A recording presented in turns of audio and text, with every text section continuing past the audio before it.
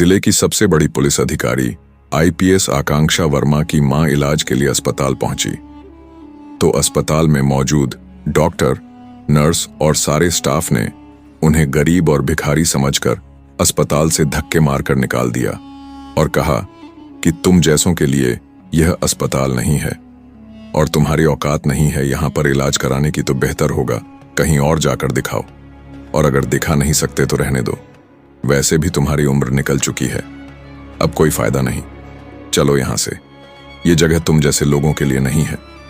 दोस्तों सोचिए, जिले की सबसे बड़ी अधिकारी की मां को इस तरह धक्के मारकर निकाला गया। मगर जब आईपीएस आकांक्षा वर्मा ने असलियत दिखाई और जांच शुरू की तो न सिर्फ अस्पताल बल्कि पूरा शहर हिल गया। सुबह का वक्त था, ठंडी ठंडी हवाएं चल रही थीं। आईपीएस आकांक्षा वर्मा अपने काम में व्यस्त थीं। उन्हें अंदाजा भी नहीं था कि आज का दिन उनकी जिंदगी का सबसे दर्दनाक दिन बनने वाला है। उनकी मां श्रीमती निर्मला देवी, जिनकी उम्र अब काफी हो चुकी थी, रोज की तरह सब्जी खरीदने के लिए नटराज बाजार निकली। उनका चलना अब भारी हो चुका था, कमर जैसे टूट सी गई हो। एक एक कदम संभल कर रखती हुई वह सब्जी मंडी तक पहुंची, मगर अचानक मंडी के बीचों बीच उन्हें दिल का दौरा पड़ा। वह धूप में वहीं जमीन पर गिर पड़ी। आधा घंटा बीत गया, लोग आते जाते रहे, ठेले पर मोल भाव करते रहे। कुछ ने रुक कर देखा, कुछ ने बातें की, मगर कोई आगे नहीं बढ़ा। न किसी ने पानी दिया, न किसी ने उठाया, न किसी ने एम्बुलेंस बुलाई। यह नजारा देखकर भीड़ में खड़े कुछ लोग बस तमाशबीन बने रहे। औरत मंडी के बीचों बीच पड़ी थी, मगर इंसानियत जैसे किसी के अंदर बची ही नहीं थी। मगर मंडी में जब सब तमाशा देख रहे थे, तभी एक नौजवान लड़का अमन वहां पहुंचा। उसकी आंखों में करुणा थी। उसने तुरंत बिना किसी की परवाह किए बेहोश निर्मला देवी को गोद में उठा लिया। उसने आसपास वालों से मदद मांगी, मगर कोई आगे नहीं बढ़ा। हारकर अमन ने खुद उन्हें कंधे का सहारा दिया और पास के सार्वजनिक चिकित्सालय शिवपुर की तरफ दौड़ पड़ा। अस्पताल पहुंचकर अमन ने गुहार लगाई, जल्दी कीजिए, इन्हें दिल का दौरा पड़ा है, तुरंत इलाज शुरू कीजिए। मगर अस्पताल के स्टाफ ने उन्हें गरीब और भिखारी समझकर अमन और निर्मला देवी को धक्के मारकर निकाल दिया और कहा कि तुम जैसों के लिए यह अस्पताल नहीं है और तुम्हारी औकात नहीं है यहां पर इलाज कराने की, तो बेहतर होगा कहीं और जाकर दिखाओ, और अगर दिखा नहीं सकते तो रहने दो, वैसे भी इनकी उम्र निकल चुकी है, अब कोई फायदा नहीं, चलो यहां से, यह जगह तुम जैसे लोगों के लिए नहीं है। अपमानित होकर अमन ने किसी तरह निर्मला देवी के चेहरे पर छींटे मारी, पानी पिलाया। होश आने पर अमन उनको उनके घर पर छोड़ गया। निर्मला देवी ने अमन को धन्यवाद दिया। अस्पताल में किसी ने इस घटना का वीडियो बनाकर सोशल मीडिया पर डाल दिया था।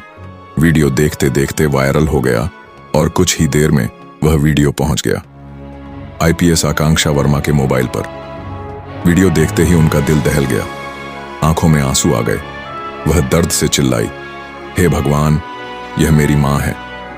वह तुरंत कुर्सी से उठी, अपने सरकारी ड्राइवर को बस इतना कहा, मैं घर जा रही हूं। फिर अपनी काली स्कॉर्पियो में बैठकर तेजी से घर की ओर निकल पड़ी। उनके घर पहुंचते ही मां ने आंखों में आंसू भरकर उन्हें अस्पताल की आपबीती सुनाई कि कैसे डॉक्टरों और स्टाफ ने उन्हें गरीब समझकर धक्के मारकर बाहर निकाल दिया और कहा कि यहां इलाज कराने की तुम्हारी औकात नहीं है। यह सुनकर आकांक्षा वर्मा का खून खौल उठा। उन्होंने कहा, मां, मैं आपको तुरंत अस्पताल लेकर चलती हूं। उन्होंने साधारण लाल रंग की साड़ी पहनी और मां को लेकर उसी सरकारी अस्पताल शिवपुर पहुंची। वहां पहुंचकर सीधे बड़े डॉक्टर मनोज गुप्ता के पास गई। डॉक्टर साहब देखिए, मेरी मां की हालत बहुत खराब है, आधा घंटा तक बेहोश पड़ी रही, कृपया तुरंत इलाज शुरू कीजिए।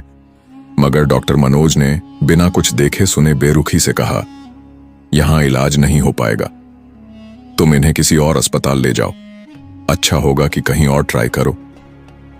डॉक्टर के सामने खड़ी आकांक्षा वर्मा दर्द और गुस्से से कांपती आवाज में बोली, डॉक्टर साहब, मुझे पता है कि यह जिले का सबसे बड़ा अस्पताल है और इसी वजह से मैं यहां आई हूं। मेरी मां की हालत बहुत खराब है, अगर यहां इलाज नहीं होगा तो उनकी जान को बड़ा खतरा है। आप टेंशन मत लीजिए पैसों की, जितना खर्च होगा मैं दूंगी, बस आप मेरी मां का तुरंत इलाज शुरू कर दीजिए। मगर डॉक्टर मनोज गुप्ता ने ठंडी हंसी के साथ जवाब दिया, क्या कहा तुमने? जितना भी पैसा होगा तुम दोगी? तुम्हें लगता है तुम्हारे पास इतने पैसे हैं कि तुम यहां का इलाज करवा सको? सुनो, अगर तुम खुद को भी बेच दो ना, तब भी इनका इलाज नहीं हो पाएगा। इसीलिए कह रहा हूं, इनको लेकर यहां से चली जाओ। वैसे भी तुम्हारे जैसे लोगों के पास तो खाने को भी पैसे नहीं होते होंगे, इलाज कहां से कराओगे? यह सुनते ही आकांक्षा वर्मा का खून खौल उठा। उनका चेहरा गुस्से से लाल हो गया, मगर उन्होंने खुद को संभाला। गहरी सांस लेकर बोली, देखिए, मैं गरीब हूं या फकीर, इससे आपको कोई मतलब नहीं होना चाहिए। आपको तो बस मेरा काम करना है। मैंने कहा ना, जितना खर्च होगा मैं दूंगी। पैसों की फिक्र मत कीजिए, बस मेरी मां का तुरंत इलाज शुरू कीजिए, वरना आप बहुत पछताएंगे। डॉक्टर ने हंसते हुए तंज कसा, अच्छा, अगर मैं इलाज ना करूं तो मुझे पछताना पड़ेगा। क्यों? क्या मैं तुम्हारी मां का बेटा हूं या तुम्हारा कोई रिश्तेदार हूं जो पछताऊंगा? तुम कर लोगी क्या मेरा? बकवास मत करो और इन्हें लेकर घर जाओ, यही सही है। वैसे भी इनकी उम्र निकल चुकी है। अब कुछ हो भी गया तो तुम्हें क्या फर्क पड़ता है? तुम तो जवान हो, खुद पर ध्यान दो। यह सुनकर आकांक्षा वर्मा के हाथ कांपने लगे। वह कुछ पल खामोश खड़ी रहीं। उनकी आंखों में आंसू और चेहरे पर आग दोनों साथ थे। उन्हें डॉक्टर की बेरुखी और लहजे से अस्पताल में चल रहे भ्रष्टाचार पर गहरा संदेह हुआ। यह सिर्फ संवेदनहीनता नहीं थी, बल्कि किसी बड़े गोरख धंधे का हिस्सा लग रहा था। आकांक्षा वर्मा ने तुरंत अपना पर्स खोला और उसमें से सरकारी पहचान पत्र निकाला। वह कार्ड सीधा डॉक्टर के सामने रखते हुए ठंडी लेकिन मजबूत आवाज में बोली, पहले ये देखो फिर बोलो कि तुम्हारे पास टाइम नहीं है, और हां, अब तुम्हारी औकात दिखाने का वक्त आ गया है। कार्ड देखते ही डॉक्टर मनोज गुप्ता के पसीने छूट गए। उसका चेहरा पीला पड़ गया। कांपती आवाज में बोला, सो सॉरी आईपीएस मैडम, मुझसे बहुत बड़ी गलती हो गई। मुझे नहीं पता था कि आप हमारे जिले की आईपीएस आकांक्षा वर्मा हैं। मैं अभी इलाज शुरू करवाता हूं, आप टेंशन मत लीजिए। मैं पूरी कोशिश करूंगा कि आपकी मां ठीक हो जाए। प्लीज आप यहां वेट कीजिए। डॉक्टर तुरंत स्टाफ को दौड़ाने लगा। आकांक्षा वर्मा की मां को स्ट्रेचर पर ले जाया गया। नर्सें दौड़ दौड़ कर दवाइयां लाने लगीं। आकांक्षा वर्मा वहीं खड़ी थी, बाहर से शांत दिख रही थी, मगर अंदर उनका गुस्सा उबल मार रहा था। उन्होंने तय कर लिया था कि वह केवल इलाज नहीं करवाएंगी, बल्कि भ्रष्टाचार की जड़ तक पहुंचेंगी। वह डॉक्टर मनोज को देख रही थी, जो अब उनके सामने हाथ बांधे खड़ा था। तभी उन्होंने देखा कि दो पुलिसकर्मी, इंस्पेक्टर विक्रम और सब इंस्पेक्टर जयपाल डॉ मनोज से अलग खड़े होकर फुसफुसा रहे थे और अजीब तरह से घबराए हुए लग रहे थे।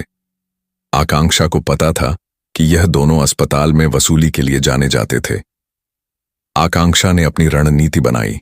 उन्होंने बाहर से अपने विश्वस्त इंस्पेक्टर आलोक को कॉल किया और उन्हें सादे कपड़ों में आने को कहा। उन्होंने इंस्पेक्टर को निर्देश दिए कि वह अस्पताल में गुप्त रूप से डॉक्टर और स्टाफ की गतिविधियों पर नजर रखें।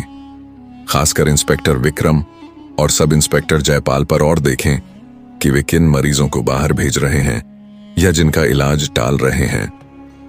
अगले 2 दिन और 2 रातें आकांक्षा वर्मा अपनी मां के पास ही अस्पताल में रही, दिखावे के लिए एक सामान्य मरीज के रिश्तेदार की तरह। इस दौरान उनकी गुप्त जांच टीम सक्रिय रही। उन्हें पता चला कि डॉक्टर मनोज, नर्सें और यह दोनों पुलिसकर्मी मिलकर एक बड़ा नेटवर्क चला रहे थे। वे गरीब मरीजों को भगा देते थे या उनका इलाज टालते थे। अमीर मरीजों को डराकर महंगे और फर्जी दवाएं खरीदने को मजबूर करते थे। इंस्पेक्टर विक्रम और सब इंस्पेक्टर जयपाल फर्जी इलाज के लिए मरीजों को डराते धमकाते थे और कमीशन लेते थे। वे बाहर की अप्रमाणित दवा दुकानों से कमीशन लेकर डॉक्टर को भी कमीशन देते थे। डॉक्टर मनोज का उद्देश्य सिर्फ गरीबों को अपमानित करना नहीं था, बल्कि उन्हें बाहर भेजना था ताकि वे गैर सरकारी क्लिनिकों में जाएं, जहां से डॉक्टर मनोज और पुलिस वाले कट लेते थे। तीसरे दिन जब डॉक्टर मनोज और दोनों पुलिसकर्मी एक गरीब मरीज के परिवार से फर्जी दवा के लिए पैसे लेते हुए हाथों पकड़े गए, तो आकांक्षा वर्मा अपने वर्दी वाले दल के साथ वहां पहुंची। आकांक्षा वर्मा ने डॉ मनोज गुप्ता, इंस्पेक्टर विक्रम और सब इंस्पेक्टर जयपाल को सबके सामने खड़ा किया। अस्पताल में पहुंचकर वर्दी में खड़ी आकांक्षा वर्मा ने गुस्से से कांपती आवाज में सभी डॉक्टरों और स्टाफ को एक जगह बुलाया और कहा, आप लोगों की वजह से न जाने कितने गरीबों की जान गई होगी, न जाने कितने बेबस लोग इलाज के बिना लौट जाते होंगे। सरकार आपको सैलरी इसलिए देती है कि आप गरीबों का सहारा बने, उनकी जान बचाए, मगर आप लोग यहां सिर्फ अमीरों की चापलूसी और गरीबों को अपमानित करने का काम करते हैं। उनकी आवाज और ऊंची हो गई और तुम दोनों विक्रम और जयपाल, तुम्हें लोगों की सुरक्षा के लिए वर्दी मिली है, लेकिन तुम अपनी वर्दी का इस्तेमाल कमीशन खोरी और गरीबों को लूटने के लिए कर रहे थे। एक बीमार मां को धक्का मरवाकर बाहर निकलवाया, फर्जी दवाओं का रैकेट चलाया। तुम लोग इंसानियत के साथ साथ अपने कर्तव्य के नाम पर भी कलंक हो। डॉक्टरों और पुलिसकर्मियों के चेहरे पर डर साफ दिख रहा था। डॉक्टर मनोज और दोनों पुलिस वाले हाथ जोड़कर गिड़गिड़ाने लगे। आकांक्षा वर्मा ने ठंडी लेकिन सख्त आवाज में कहा, आप लोग कितना भी माफी मांग लें या सर झुका लें, मैं आपको माफ नहीं करूंगी, क्योंकि आपने ना सिर्फ मेरे साथ, ना जाने कितनों के साथ ऐसा किया होगा। कितने गरीब यहां से अपमानित होकर लौटे होंगे, जिनकी जान आप लोगों ने लापरवाही से छीनी है। ऐसे लोग ना डॉक्टर कहलाने लायक हैं, ना पुलिसकर्मी, इसलिए माफी की उम्मीद मत कीजिए। आकांक्षा वर्मा ने मौके पर ही डॉ. मनोज गुप्ता का लाइसेंस रद्द करने की प्रक्रिया शुरू करवाई और कांस्टेबल विक्रम और हेड कांस्टेबल जयपाल को तत्काल प्रभाव से सस्पेंड करवाकर गिरफ्तार करने का आदेश दिया। वह सख्त आवाज में बोली, मैं ऐसा फैसला लूंगी कि आगे से कोई मरीज यहां अपमानित ना हो। तुमने अपनी औकात दिखाई थी ना, अब तुम्हारी औकात तुम्हें समझ में आएगी जब तुम सलाखों के पीछे होगे। यह सबक जिंदगी भर याद रखना। आकांक्षा वर्मा ने सख्त कार्रवाई करने के बाद अस्पताल के बाकी स्टाफ को अंतिम चेतावनी दी। उन्होंने कहा, यह मेरी आखिरी चेतावनी है। अगर आगे कभी किसी गरीब की आवाज मुझे सुनाई दी, अगर किसी मरीज के साथ बदतमीजी हुई या इलाज में लापरवाही की गई, तो आप में से कोई भी इस अस्पताल में काम नहीं कर पाएगा। आईपीएस आकांक्षा वर्मा ने डॉक्टर मनोज गुप्ता और भ्रष्ट पुलिसकर्मियों को सलाखों के पीछे पहुंचा दिया था, लेकिन वह जानती थी कि समस्या केवल कुछ व्यक्तियों तक सीमित नहीं थी। यह एक सड़े हुए सिस्टम का हिस्सा थी। उन्होंने तत्काल प्रभाव से स्वास्थ्य विभाग और पुलिस विभाग के उच्च अधिकारियों के साथ एक आपातकालीन बैठक बुलाई। बैठक में आकांक्षा वर्मा ने साफ कर दिया कि अब सार्वजनिक चिकित्सालय शिवपुर में किसी भी गरीब मरीज के साथ दुर्व्यवहार सहन नहीं किया जाएगा। उन्होंने कठोर निर्देश जारी किए। गरीब मरीज डेस्क की स्थापना। अस्पताल के प्रवेश द्वार पर तुरंत एक गरीब मरीज सहायता डेस्क स्थापित किया गया। इस डेस्क पर एक पुलिस अधिकारी सादे भेष में और एक सामाजिक कार्यकर्ता को 24 घंटे तैनात किया गया, जिनका काम यह सुनिश्चित करना था कि किसी भी गरीब या असहाय व्यक्ति को इलाज के लिए मना न किया जाए या उनसे अतिरिक्त पैसे न वसूले जाएं। उन्होंने एक व्हाट्सएप हेल्पलाइन नंबर और एक शिकायत पेटी शुरू करवाई, जहां कोई भी मरीज या उसका रिश्तेदार गोपनीय रूप से डॉक्टर या स्टाफ के दुर्व्यवहार की शिकायत कर सकता था। यह संदेश दिया गया कि हर शिकायत की जांच सीधे उनके कार्यालय से होगी। अस्पताल के आसपास की सभी अप्रमाणित और फर्जी दवा दुकानों पर छापे मारे गए। जिन दुकानों का लाइसेंस कमीशन खोरी के नेटवर्क से जुड़ा था, उन्हें सील कर दिया गया। अस्पताल को यह निर्देश दिया गया कि वे अपनी खुद की जेरिक दवा की दुकान शुरू करें, जहां दवाएं बाजार मूल्य से काफी कम दर पर उपलब्ध हों। इन सख्त कदमों ने पूरे जिले के सरकारी अस्पतालों और पुलिस थानों में भय का माहौल बना दिया। अधिकारियों को एहसास हो गया था कि आईपीएस आकांक्षा वर्मा केवल बात नहीं करती, बल्कि कार्यवाही करती हैं। आकांक्षा वर्मा की कार्यवाही ने उन्हें जिले की जनता की नजरों में असली हीरो बना दिया। जहां पहले लोग सरकारी अस्पताल और पुलिस थाने का नाम सुनकर डरते थे, वहीं अब उनमें एक उम्मीद जगी थी। एक हफ्ते बाद जब आकांक्षा वर्मा एक आधिकारिक कार्यक्रम के लिए शिवपुर बाजार से गुजर रही थी, तो उन्होंने देखा कि उसी सब्जी मंडी के बाहर एक छोटा सा समारोह हो रहा है, जहां उनकी मां को दिल का दौरा पड़ा था। मंडी के व्यापारियों और आसपास के दुकानदारों ने उन्हें रोक लिया। वही सुनील जिसने पहले तमाशा देखते हुए वीडियो बनाया था, अब हाथ में फूलों का गुलदस्ता ले खड़ा था। वह शर्म से सिर झुकाए हुए था। उसने आकांक्षा वर्मा के कदमों में गुलदस्ता रखते हुए कहा, मैडम, उस दिन हमने इंसानियत को शर्मसार किया था। हमने सिर्फ तमाशा देखा था, लेकिन आपने हमें सिर्फ सजा नहीं दी, बल्कि एक सबक सिखाया है कि इंसानियत क्या होती है। आज इस बाजार में कोई भी बूढ़ा या गरीब व्यक्ति अगर गिर जाए तो अब 10 लोग दौड़ते हैं उसे उठाने के लिए। आईपीएस। मैडम की मां श्रीमती निर्मला देवी भी उस समारोह में थी। उन्होंने आगे बढ़कर अपने सादे भेष में बेटे को बचाने वाले नौजवान अमन को गले लगाया। अमन ने कहा, मैडम, मुझे इस बात का गर्व है कि मैं आपकी मां की मदद कर पाया। आपने उस दिन डॉक्टरों को उनकी औकात दिखाई और आज पूरा शहर आपको अपनी असली औकात का प्रदर्शन करने के लिए धन्यवाद दे रहा है। आकांक्षा वर्मा की आंखें नम हो गईं। उन्होंने सुनील और अमन को धन्यवाद दिया और कहा, हमारा समाज तभी बदल सकता है जब हम सब अपनी जिम्मेदारी समझें। मेरी वर्दी सिर्फ कानून लागू करने के लिए नहीं है, ये गरीबों को न्याय दिलाने के लिए है। एक नई मिसाल। आईपीएस। आकांक्षा वर्मा की कहानी सिर्फ एक जिले की घटना बनकर नहीं रही, बल्कि यह पूरे देश के लिए एक मिसाल बन गई। उनके साहसिक कार्य को राष्ट्रीय स्तर पर पहचान मिली। सरकार ने उनके मॉडल, गरीब मरीज, डेस्क और गुप्त शिकायत प्रणाली को अन्य जिलों के सरकारी अस्पतालों में भी लागू करने का निर्देश दिया। आकांक्षा वर्मा ने सिद्ध कर दिया कि न्याय, करुणा और कर्तव्य परायणता एक साथ चल सकते हैं।